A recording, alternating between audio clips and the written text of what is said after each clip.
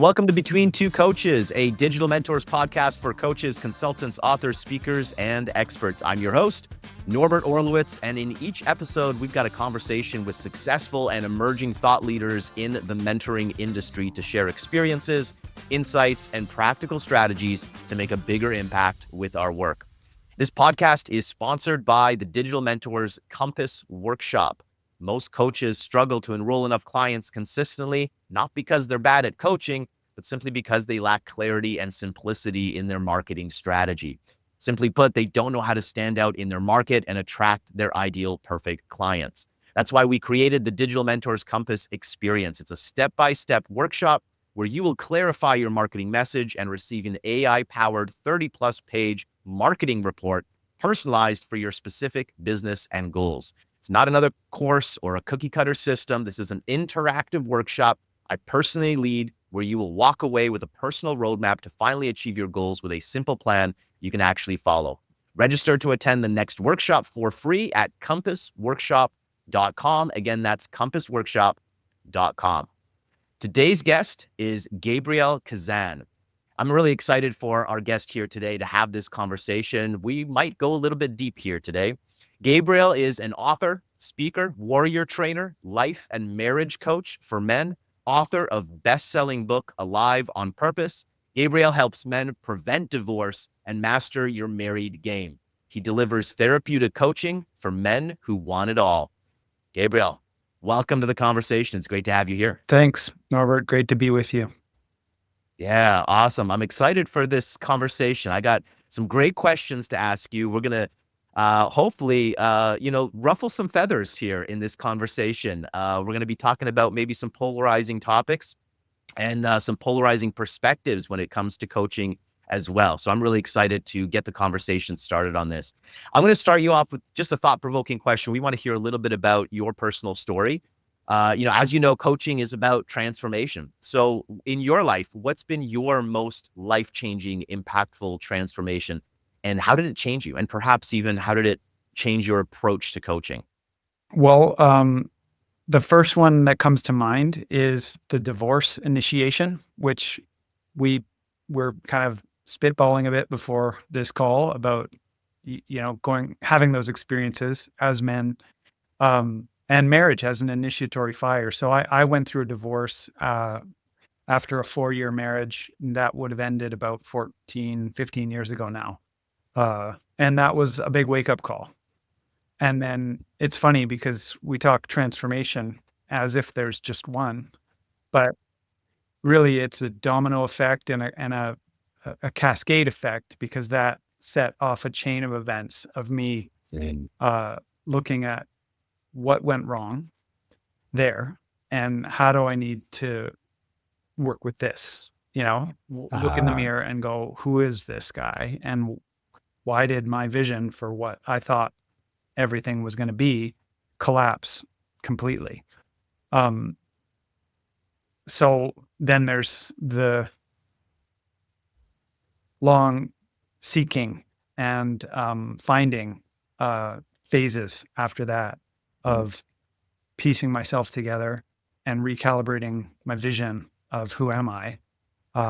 There's a whole other bunch of journeys that I could get into, but from a high level, I wrote the book Alive on Purpose for men, because what my thesis is that when a man knows his purpose, he knows who he is, what he wants, and where he wants to go. And then he's comfortable in his own skin with that and with all that. And that's the X factor that transforms men's lives from being lives of quiet desperation and collapse and acquiescence to some other tyranny to being a path of truth, a true path of who he really is and his soul's purpose on this planet, and living in that assignment. And so that's the long and the short of it. Give me a little timeline here, a timeline understanding. When did you get into coaching, and what was the transition into coaching? What did you do before? Have you always been a coach, or was that divorce, a catalyst for you moving into coaching? Give us a little story there on how you transitioned into coaching. When did you get started? So I don't even completely feel comfortable with the term coach. Um, I Okay. I mean, Yes. I like transformational leadership, but that's Yep. a mouthful, and that in the marketplace, that's kind of too big a mouthful to spit around because it's confusing and it doesn't point to anything. And we have an industry built out thanks to people like Tony Robbins and the big names who've embodied and shown the world that, hey, this is real. This is a real space and a calling. So after my divorce, I did a 4-year commitment with a Sundance community of vision fasting and dancing in this ancient Lakota ceremony, which was in BC. It had migrated up here. Um, and that was a big commitment to knowing who I am and going through this. And then at the end of that, I actually took a 2-year training to be a therapist. And I didn't start as a coach. I took an art therapy training for 2 years. And even that, I did a bit kicking and screaming. Like, I didn't think I wanted to be a therapist, but I was following my heart. And Mm. this unique fusion of art and therapy was calling me. So um, then I was a therapist. And so for a few years from 2016 till 2020, I was working with couples, I was working with individuals, and I was working with youth because of the art therapy is a great way to get youth into the conversation of self-work because it's, playful and we use art making in the process. But ultimately in 2020, uh, I expanded into the coaching space because I also realized the limits of what was possible in therapy, and also how therapy wasn't always serving men. I ran men's groups for 3 years, um, and so I also really got deep into the men's coaching space, but ultimately the men's work space, which is what do men need and why doesn't therapy always work for guys, and what do men really need, which is part of what I say in my book is that we need to be challenged, and we need tribe. We need to be confronted with where we're lying to ourselves, and then we need that brotherhood to pick us up, push us forward, and help us when we get into that trouble of the lie or the collapse or the addiction or whatever it is. Wow. Yeah, I love that. Okay, so this is a perfect transition because you just mentioned the fact that therapy doesn't necessarily serve everybody and specifically men. And there's a post that you posted recently. And I was like, we need to talk about this on the podcast because I work with a lot of coaches. I work with a lot of ICF certified coaches. And so coaching from a certificate, the official term coaching as it relates to certified coaching is about coaches being neutral, right? So the idea of neutrality and a coach helps the client to discover for themselves the answers instead of guiding because that's more consulting, right? Yes. And I have my own views about this because I'm not a certified coach. I don't use the term coach for myself either. I teach people marketing and business strategy. And I know the importance in marketing of leadership. Leadership is so important to marketing. This is one of the reasons that coaches struggle is because they're taught to be this neutral guide. And in marketing, you cannot be neutral. But your post was exactly the opposite. You talked about the dangerous myth of neutrality and how this can actually hinder the growth of a man and why men struggle in therapy. Can you expand on this a little bit more? Because I thought that this was a really valuable insight. Yeah, I'd love to. And thank you for that framing of the question because I didn't realize that coaching trainings push a position of neutrality. I didn't realize that, but that's also the case in therapy, which is why I have a problem with the whole discipline of therapy. But I'm not the first one who has. I mean, James Yeah. Hillman wrote a book called "We've Had 100 Years of Psychotherapy and the World's Getting Worse." Like he wrote that book like 30 years ago. So there's a lot about the discipline that is lacking. But um, basically, you can't be neutral on a moving train. And each of us, as a facilitator, we have our own biases, we have our own experience, and ultimately, I can't help anyone um, beyond how much work I've done on myself to get them through some pit, some grief or some fear or some problem, whatever it is. So especially in the couples coaching space or couples therapy space, there's this myth of neutrality, where a couples therapist doesn't want to pick sides and have well, I'm going to favor the woman or I'm going to favor the man. They want to play this game of neutrality. And Terry Real is a therapist who also says the same thing, and he breaks with orthodoxy and says that's not helping anyone to pretend that you're neutral. You have an obligation to your people to see what they're struggling with and say it like it is. Like, describe what's happening.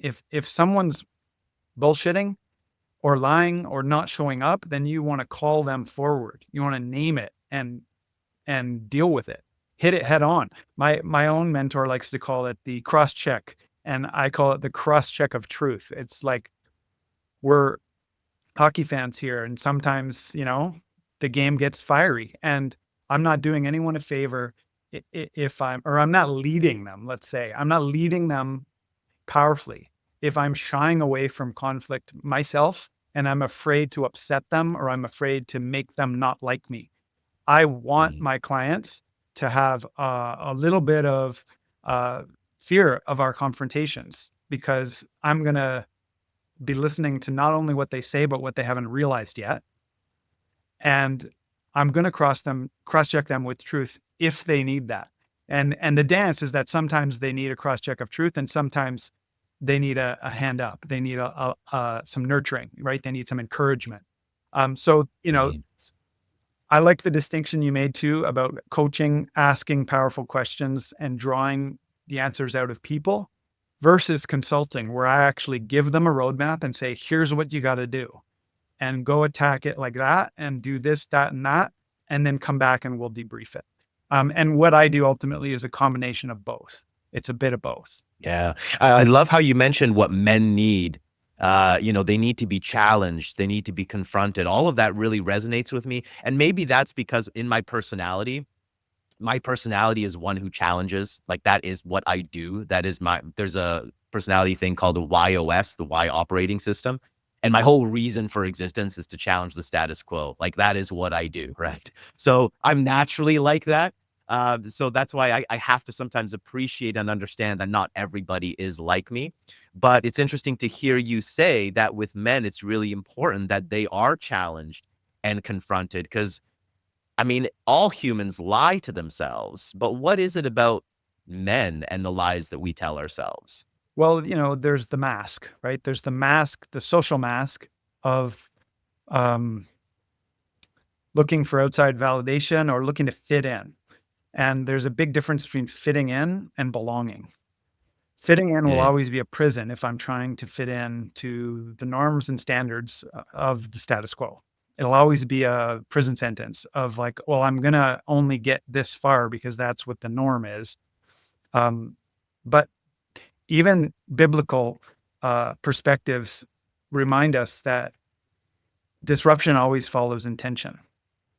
And when you're really tuned in to the calling to be who you are, it's going to be disruptive, and it's going to trigger people. It's going to piss people off. I think that there's a meme out there that says something about how people aren't mad at you. It's just that you're just disrupting their demons. Yeah. That's so true. Like, what a reflection. Isn't that what happens in our life, in personal relationships, intimate relationships, marriages, and with kids, right? Man, yeah. Parenting's the ultimate greatest work. You talk about that. I read a recent post of yours. Actually, it was the recent video that you posted, and I love what you said about the trifecta of insanity. I've spoken to this as well. I've spoken about this to women as well, because we work with a lot of female coaches, female entrepreneurs, and they're balancing all these different things. Men are balancing all these things. You were speaking specifically to men, but it's the same thing. Family men with businesses, family women with businesses, leading your business, keeping love alive in your marriage and family, and then optimizing your own personal health and wellness and physicality and vitality. The trifecta of insanity.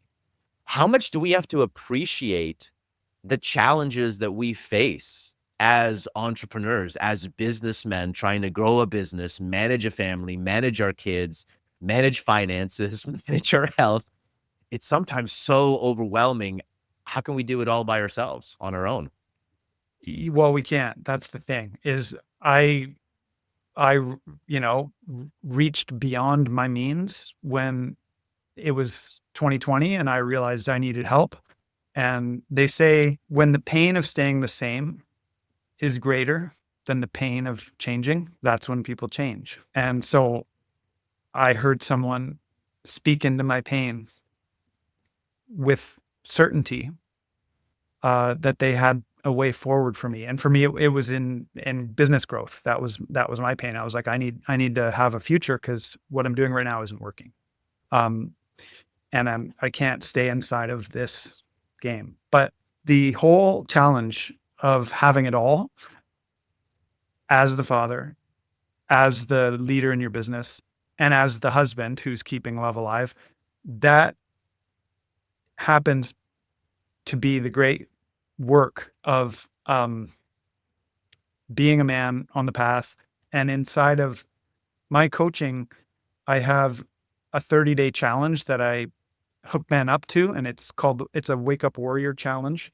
Uh, and it helps provide the frameworks that allow guys to play this game and gamify the process, because that can feel like an incredible burden.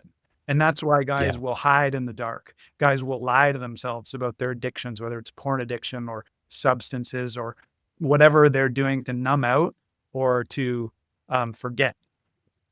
And in order to get the breakthroughs, we need a vision that seems impossible to us right now.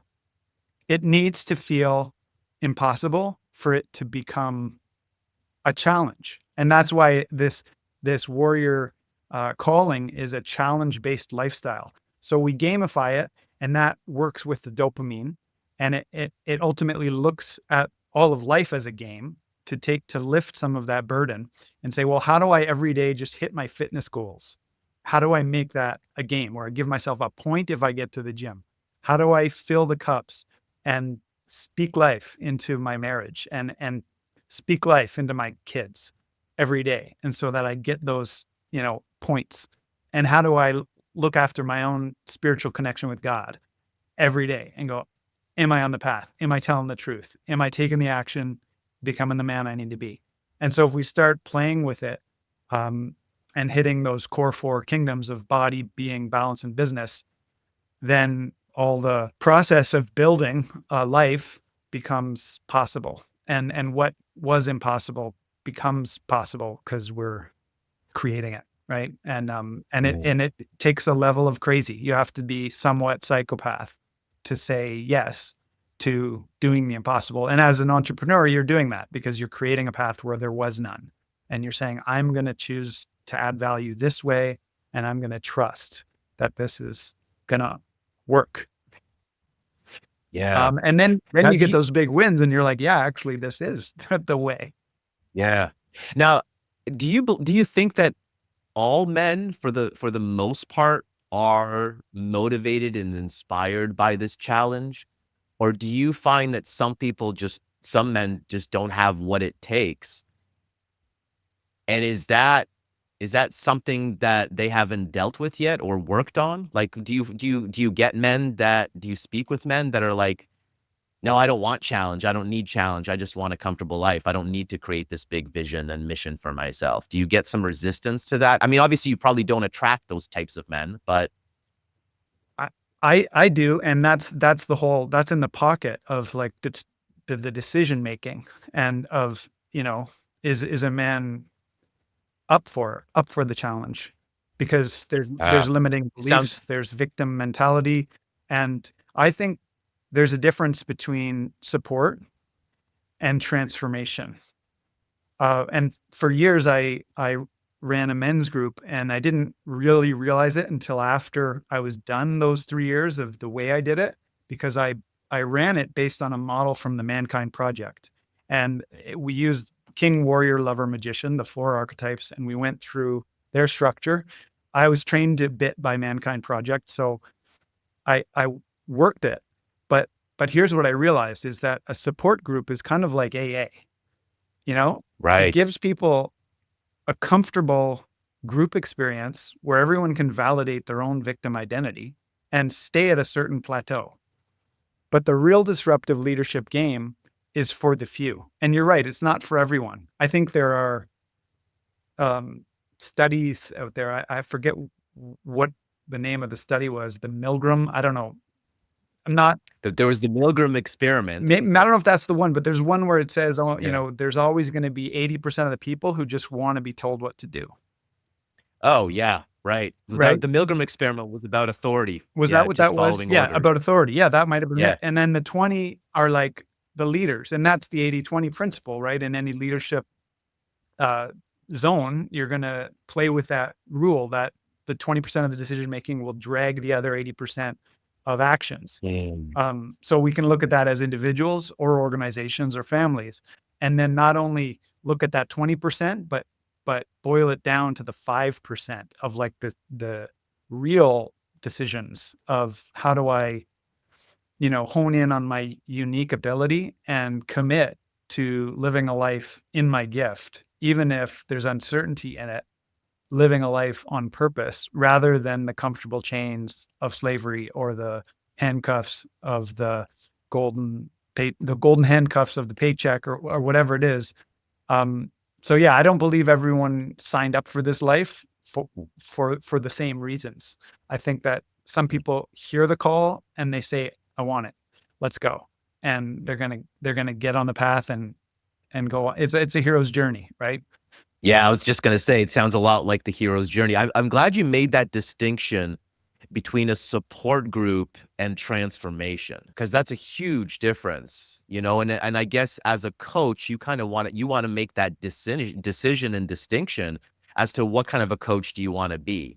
Do you want to be a coach that just provides a safe space for somebody to go through their issues, or do you want to be a coach that actually delivers transformation? Because that's a different journey. Yeah. And I realized that for years in my therapy practice, Right. somewhat of the game of how it's set up is that I was colluding with a lot of people's comfort and their victim stories. And that's why I had to step away from that discipline into the hard to define space between coaching and therapy, which, yeah, we're coming back to is leadership. And because it is uncomfortable and it's disruptive and people need to want it. They need to say, lead me, cross-check me with truth, show me where I'm lying to myself. I want to live in truth. I want to, I'm willing to go through this discomfort. I want to stay on this leadership thing just for one more point, because there's something that you mentioned, and this was a huge realization and awakening for me, and it's still a constant ongoing journey for me as well. You talked about men in marriage keeping love alive, and this was something that I learned when I went through my divorce, and then trying to learn what happened, right? Like where did I go wrong? And luckily, I pointed the finger at myself. I looked at, it was a two-way relationship. There's both issues that we both had, and we obviously both contributed to the demise of that marriage. And it was 12 years we were together. We had 2 little kids. So it was a challenging time to go through. But I quickly, because of the personal growth work that I'd already been doing, I quickly turned the finger to myself, and I started taking responsibility and learning, how was I showing up in this relationship? And I learned that I was that typical nice guy. That was my thing, recovering nice guy, right? And I learned that as a man, you need to take 100% responsibility for the love and affection and the passion and the romance in your marriage. And that was, as for some men, it can seem, I think, a little daunting, because a lot of men are like, well, wait a second, shouldn't she be, initiating, and shouldn't she be doing this and that? But it's incredibly empowering when you experience, and I experienced this for myself many times now, when you just show up with a different energy in the relationship, it immediately changes. It immediately shifts. Can you speak to that power of leadership that a man has in relationship to turn things around? Yeah, and thank you for bringing us here because this is, I mean, I'm a player coach too, right? Because I'm in the game, making all the mistakes, but also seeing the patterns and seeing that, yes, that's how I hold it all. If I'm interviewing a prospective new client, I'm tracking in our conversation how much real estate does she take up? Because if it turns into a blame game of like, well, she did Yep. this and she did that and then this and then she, and then I'll let him in on what I'm tracking. I'm like, I'm tracking this because really this is about you. Because what you can do is you can work on you, and when change you, everything changes. Mm. And so nice guy syndrome's a big part of it, and teaching guys what that even is. And I'm a huge player in that never-ending game of killing the nice guy. And I use the word killing on purpose because we need to kill that guy in order to completely run your sword through his heart and go, I'm going to compost this energy and turn it into another level of leadership, another octave of containment. And yeah, of those four archetypes, king, warrior, lover, magician, the lover and the magician are much more feminine, but the warrior and the king provide structure, provide fire, provide masculine striving.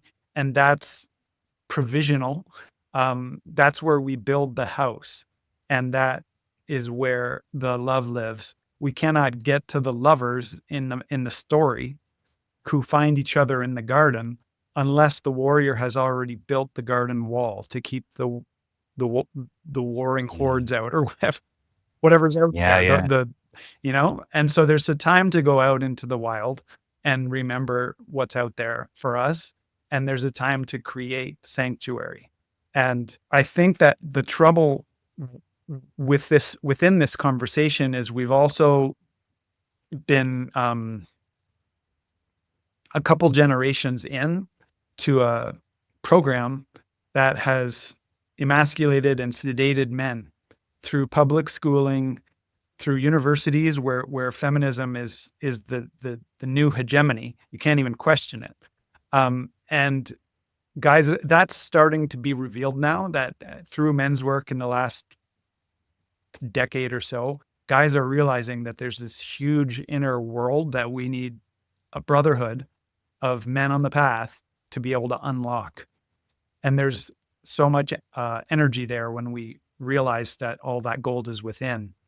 Uh, and then it's disruptive because with this systemic sedation of men, we've also got uh, a lot of boss girls out there who are out there, women, career driven.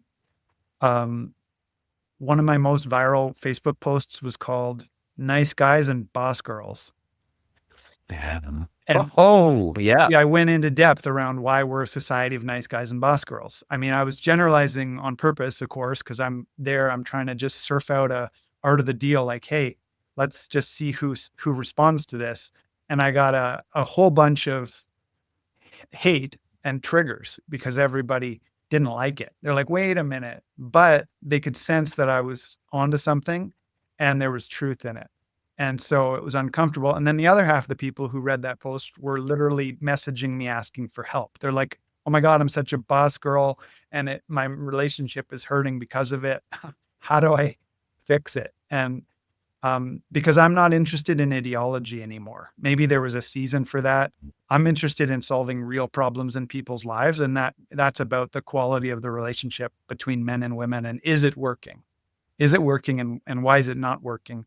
I want to dive into that just a little bit more because I don't know how controversial this podcast is going to get, but I like where this conversation is going, and you just brought up, something that's a really intimate and powerful topic, and that is sex, and you're connecting it to the boardroom and things like this. Can you speak to that just a little bit more? What do you mean by that? What do you mean by, how does our sexuality relate to our our business, our life, our relationships outside of that intimate relationship? Well, sex and money are intimately connected. We know this, right? Even in Think and Grow Rich, Napoleon Hill talks about sexual transmutation. He didn't have the language, 100 years ago to bring it into nuance, but he was talking about it. And when we're seeking freedom, uh, it comes in a few concrete ways in our human experience, and one of them is orgasm. And there's a little death. That's what the French call it, right? Le petit mort. And the other feeling of freedom that probably comes close to that little death is getting paid. And there's a energetic correlation between getting paid and getting laid. And of course, women are looking for men of status who can provide, because going through childbirth and being vulnerable and being provided for is an incredible opening and softening and willingness to trust that as men we'll never know. We'll never know like the depth of the surrender that they go through to just bring babies into the world. Like, what a miracle. So it brings up our kind of noble duties as men to be able to provide and to lead, and figure it out even when it's hard and find a way. So yeah, sex and money, Wow. paid and laid, and that's just how it is, right? So there's some insights that we can learn. I think so. If we're having challenges with money, are we having challenges with sex? Is there with our openness in the bedroom, with our ability to communicate, There's a or is that connection? complete correlation, and it's around the fulcrum of desire, because sex is desire. Money, everybody wants more of. And look at Mhm. sales. Sales is all a game of seduction. Sales is all about creating an environment that is conducive to someone saying yes. Nobody buys when they're sold. Nobody wants to buy when they're sold to, but everyone loves to buy when, not when they think they should, but when they feel like it. Buying is a feeling state. And so it's, as a digital marketer, you know all about the seduction game, and that you don't just Yeah. go from A to B. You got to go from A to 1, 2, 3, 4, maybe 5 yeses before the final yes. And you got to, cross check them with make sure you're, get out of here if you don't want this. Like you have to play Yep. push pull, and that's seduction too. So that's also what I love about business and closing deals and the dance, because it's about commitment at the end of the day. That is yeah, that's so funny because as marketers, we've always talked about, we've used the metaphors of dating, right? You're not gonna just ask a strange lady to marry you on day one. You've gotta romance her, you've gotta seduce her, and that's what the marketing game is all about. So, I did not think the conversation was gonna go in this direction, but I'm enjoying it. Let's talk about polarity. Polarity in relationships. I like to talk about polarity in marketing. I just saw a recent post by a female coach for men, and she posted a post just about Elon Musk talking about just like his personality and how he's been able to accomplish so much, right? And she even first line she had to say, "Whatever your feelings are about Musk, here's some qualities that I want to talk about," because she's talking about she's coaching for men, and obviously one of the first comments was, "Oh my goodness, you've just destroyed your brand by using his name." And of course, I laughed at that, and I had to comment back and I said, "Dude, you know nothing about branding. Branding has to repel as much as it attracts." Right? What she's doing with that post is attracting her tribe, and that's what we want to do. Tell me about your experience with polarity, with triggering posts, with establishing your brand and being strong in what you stand for and what you stand against. Um, Great question. I mean, I'm still getting better at standing, just that in itself. Right now, I have a post, 3 days old, that says, people, I think I'm looking at it right is it the now Trump because one? I was It going to says bring it up. people who are triggered by Trump have father wounds to look at. I think that's Yeah, I wanted to talk about that. I just Exactly. surfed that out there. I didn't say like I'm a closet Trump supporter, or I didn't say anything about We're myself. Canadians, so like we don't even have a dog in the game here, Yeah, right? I just said that. I said what I said. And then you see the comments pour in and they're like, oh, this is just clickbait. You just want, and now I'm clicked on and I'm commenting. I'm like, I'm actually serving you because I'm showing you something that you might need to look at. And you can look away. You don't need to look at this shit. Why don't you shut your damn phone off and go get to work, you know? Um, but if you're willing to look and if you're willing to lean in, this whole world is polarizing, and Yeah. it's here to right now. We've never been in a more divided condition of. But I mean, I've been running men's groups and I even ran art therapy groups for kids. And I remember we were debriefing these therapy groups in supervision. And I remember some common theme at the time. I think it was Stephen Harper, who was the leader. And men in these men's groups would have a huge charge. And then on a break, they'd rant about how much they hated Stephen Harper. I mean, now it's Justin Trudeau. It's easy to hate him. But the reason we look to the heads of states as men is because they are father figures. Whether you like it or not, that man represents the father of the country right now. Yeah. And that's why people have, right now, Trump derangement syndrome. Some woman this morning shared me a link on that thread to a Byron Katie episode. You know Byron Katie? I've heard the name. She Don't think I've. She's a big name. She's been on Oprah and writes books about triggers and writes about how to turn triggers upside down and kind of turn them inside out and really get curious. So she's brilliant. Her main work is called Loving What Is. But it was an old reel from 2017 of a woman who was talking about how afraid she is of Donald Trump. And Byron is just sitting beside her listening and then just like trying to get the facts of all her fear and all her fears laid out on the table, why she fears Trump. And then the game is like, ask yourself if it's true. Like, are those assumptions true? Yeah. Is he gonna do that? Right. Is he gonna steal that? Is he gonna, all the, and then, so it's a playful way to play with the game of, and from a voting perspective, I think it was around the time of the last election, I realized people vote like they would choose a parental figure, an idealized parental figure. They tend to look for leadership of someone who mirrors their desired experience of a parental figure. And you do that with bosses too, right? In workplaces.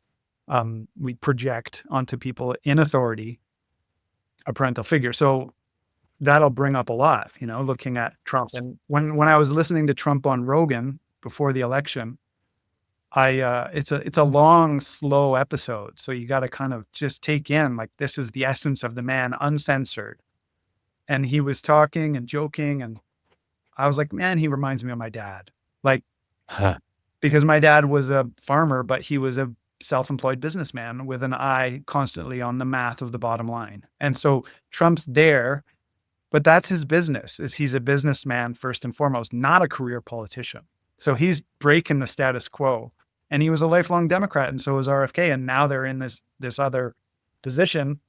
Anyway, I don't want to go too far down that. But the point is, these leaders are father figures, and they're going to stir the pot of the wounds. I love it. I think this is what I love so much about this space, the coaching space. And we call it the mentoring space. That's why we chose the name Digital Mentors, because mentoring is a term that doesn't have all of those connotations like coaching. Oh, you have to be a certified coach, or consultant. You're a consultant.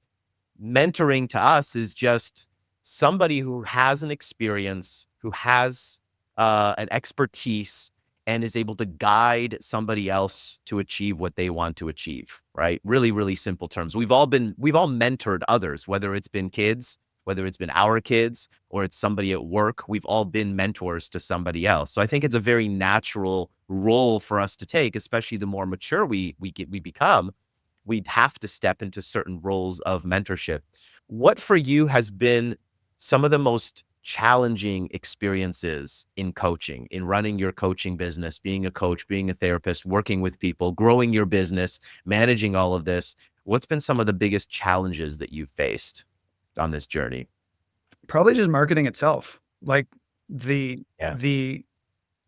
The weird thing is there's a lot of people who are successful in the field who are great marketers, and they really figured out how to sell their brand, sell their whatever they're selling. But the the question is, how much are their clients or customers really getting a transformational experience? Like, Yeah. are they really getting intimacy? Are they really getting seen?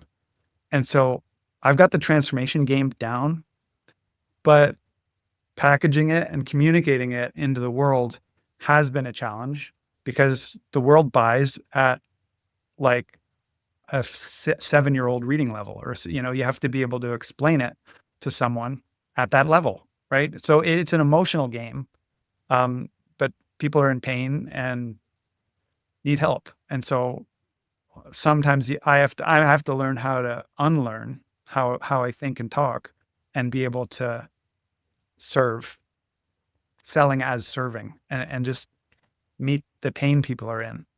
Yeah, no, absolutely. I mean, that's why we do what we do, is because that's what we've discovered as well, is that there's so many great people with incredible knowledge, expertise, incredible value to share with the world. But the challenge is getting the message out there and connecting with your tribe. And nowadays, 2025, there's so many different ways that you can do it. There's so many different people giving you advice. There's so much noise Mm. online. There's 100 different ways that you could build your business, It's right? Yeah, it's great. The challenge is figuring out what's gonna be the best way for you and having that plan that you can stick to over a long period of time. Because people ask me all the time, they say, "Norbert, what's the best marketing strategy to grow my business?" And my answer to them usually is having one. Because what I notice is that most people don't actually have a strategy. They've got a bunch of little tactics that they're trying, and they try it for a little bit and they don't stick with it long enough to actually make it Yeah. work. And just like you say with men, like, we need that tribe, we need that brotherhood, to have that camaraderie, to have somebody call us out on our shit. I think as a business owner and a mentor, I was just having this interview with another friend of mine, and we're just talking about how this whole game of solopreneurship is just so flawed, right? Trying to build a business on your own is probably the stupidest thing you could do. Like, you need I've every business I built with partners, and I built in community. I built in collaborations with others, whether it's affiliates or it's partners. I'm always looking for collaborations. How can we create win-win scenarios? Probably why I love the podcast model so much. We've never done an official podcast, but since 2008, when we launched our first company in 2008, we ran a Wednesday webinar every single week for 15 years. And that live free Wednesday webinar was our opportunity to connect with our tribe Yeah. and have that intimacy, these intimate conversations where people can just get to know you. And so it's not so much about selling. Like, I think what you said there about, you got to learn how to sell and how to find people online. For me, really, it's about finding your way to get your message out there consistently and build that tribe of people around you, right? There's the concept of, like, the 1,000 fans, right? Finding that 1,000 people who love what you do. And that's really all we're looking to do. Is I don't need 1,000,000 followers. I'm not going to be an influencer.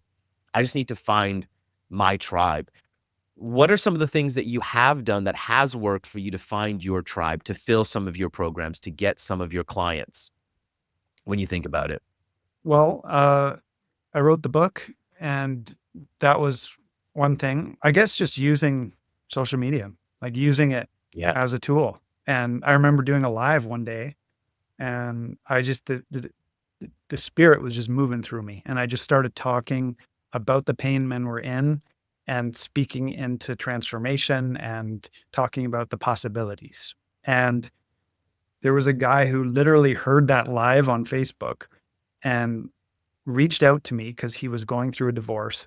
And I think within less than a week, we were working together, and he was like, "I need your help," whatever. I never heard that before. The way that you were saying that, like, it touched him. So I think this tribal recovery thing and breaking the isolation that is one of the biggest villains facing men is a game that I think is mitigated by greater mysteries than us. I sometimes say that God is in the algorithm, because you sometimes, you can look at it just as kind of bubble gum and junk food, but sometimes there's something in there that's incredible and that you were meant to see, and it moves you. Just last night, I got on a call spontaneously, and it completely shifted my being, and I didn't even know I was going to get on that. I spent an hour or so on this Zoom call with a group of people. So sometimes you got to just take it, and see what, Yeah. just play with it. Right. I feel like there's so many parallels between the work that you do with men and the work that we do with coaches to help them in marketing and business, you know? It's stepping out of your comfort zone. It's stepping into your leadership, because that's what I've always taught is marketing is about you stepping into your leadership and fully owning the value that you bring into the world and standing behind it with 100% conviction. Having the courage to make that post, knowing you're going to piss some people off because you stand for something. When I talk about branding, I really simplify marketing because I have no marketing degrees. I have no certifications. I don't have any degrees. I'm a theater school dropout and a snowboard bum, right? Like I just learned all this stuff myself, right? Yeah. So I teach marketing in a very simple way. Here's branding for me. 4 questions. Who are you? Who do you serve? How do you serve them? And what do you stand for? Yeah. Just answer those 4 basic questions and then stand by that and then show up. Show up on a consistent, like what you just shared there about doing that Facebook Live and attracting that perfect ideal client to you just by showing up on a Facebook Live. And when you look at the most successful marketers online, what do? They just show up. Whether it's on Instagram, whether it's TikTok, whether it's YouTube, whether it's Facebook Live, it doesn't matter. You just got to show up and share your message because, like, especially with you, your message is so powerful. I know for me, when I first heard these concepts in the whole men's development work, when I was going through my divorce, I was like, why are men not taught these things? Like, oh my God, I got to teach these things to my boy because like I had no idea about women. I had no concept. I had no idea about relationships until I went through that crisis. And this is I think maybe this is the last question that I want to wrap up with here because we got an hour in already. Is crisis necessary? Do we have to, and this is in business, this is in marketing, this is in relationships, this is in our own transformation. You talked about disruption, you talked about hitting crisis. I know for me, I had to be near bankrupt before I had my first success in business. I had to go through a divorce to finally improve my relationships. Is crisis necessary? Is disruption necessary? Do we have to be broken down before we can really achieve our potential? Yes. The short answer. I love the question of authority, and I can't remember if it was John Maxwell or if it was one of those older guy coaches who's been around in the game, and it was the question somebody was asking him was about his credentials, and his answer was divorce, bankruptcy, and addiction. And they're like, okay, then, well, then you can help us. Let's talk about the deal. Like, how much, what's your fee? Let's do business. Because a lot of the times, if you've been able to go through those initiations, those crucibles, I remember listening to a teacher play with the word crisis once, and he talked about Christ is, and finding that moment where you are on your knees because you don't know where else to turn, and you start, genuinely praying for guidance. And that, I think that's why this work is also a sacred calling, to put yourself out there as a helper because you've been through some shit, is to answer a call to help others go through it. And yeah, the crisis helps, definitely. All right, Gabriel, we're going to wrap it up. Can you tell everybody where they can connect with you? What's the best way to connect with you? Your website link. We're going to have all that in the show notes and description below as well. But just let us know how men and women can connect with you. Here's my Yes, alive. This is my book on Amazon, and that's where you can pick that up, or Audible if you like audios. And that's the book for men, or Facebook, LinkedIn. My website is gabrielkeczan.com, and it's just getting updated right now, like this week. So I'm excited to be able to have a shiny new website to look at and find out more info and create more opportunities. And yeah, thank you for this time. Yeah, awesome. Fantastic, Gabriel. I definitely want to continue this conversation. And another point, we'll probably bring you back on in the future as we grow this podcast. So thank you so much for being here. This has been a great conversation. Really enjoyed it. So thanks so much. We're going to leave, like I said, all the links and show notes in the description, all the links to connect with Gabriel as well. And if you are a coach, consultant, trainer, or expert, and you are looking for clarity in your marketing and client acquisition strategy, so you can enroll more clients, join us for the next Digital Mentors Compass workshop. It's a free interactive workshop. Like I said, we're going to help you get crystal clear on your messaging and your offer. You can register for free at compassworkshop.com. And if you enjoyed this episode, please share it with your network. We're a growing podcast. We need your help. So share it with your network and your audiences. Be sure to subscribe so you don't miss our episodes. This has been a conversation between two coaches.